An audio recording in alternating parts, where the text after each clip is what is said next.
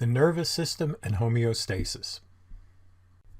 In this presentation, we have studied components of the nervous system. It is also important to understand how the parts work together as a control system. And there's a nice article down here with some more information. We've seen diagrams with individual neurons and the gross structure of the brain. But how do the neurons of the brain work together?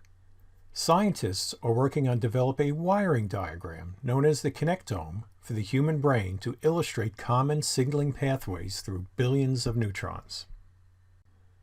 The diagram of the brain shows common routes of neuron signaling through the brain and also shows its connection to the spinal cord down here.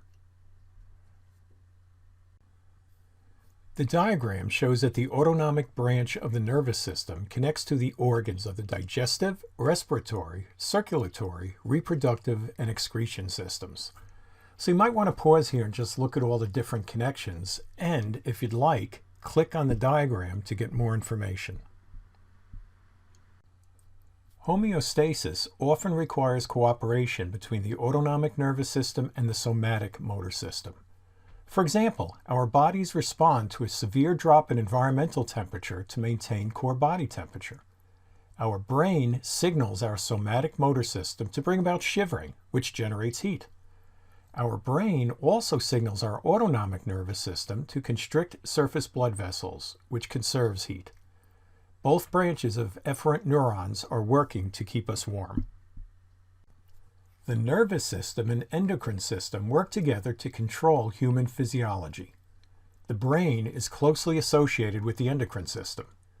The hypothalamus is part of the brain and is the master controller of the pituitary gland, the master gland of the endocrine system.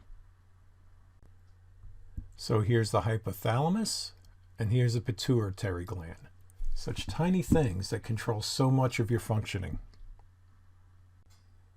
The pituitary gland, which is the master endocrine gland, produces hormones that control growth, known as the growth hormone, reproduction, LH, FSH, prolactin, and oxytocin, metabolic rate, ACTH, TSH, and blood pressure and excretion, ADH. The pituitary gland is attached to the hypothalamus. The anterior pituitary is made up of glandular tissue. Glandular tissue secretes hormones. And the posterior pituitary is made up of nervous tissue. It is a little smaller than a grape. So here's the pituitary gland and the hypothalamus up here.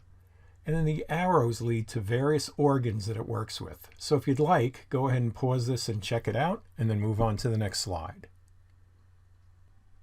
The autonomic nervous system, together with hormones and organs listed on the previous two slides, controls endocrine and exocrine glands.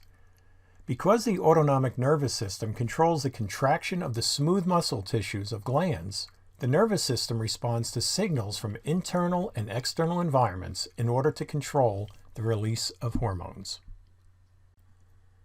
These connections between the brain and the endocrine system regulate all aspects of human physiology.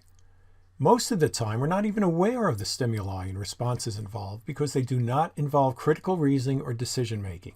Our animal physiology involves ancient nervous system circuitry that evolved way before our higher-order thinking skills.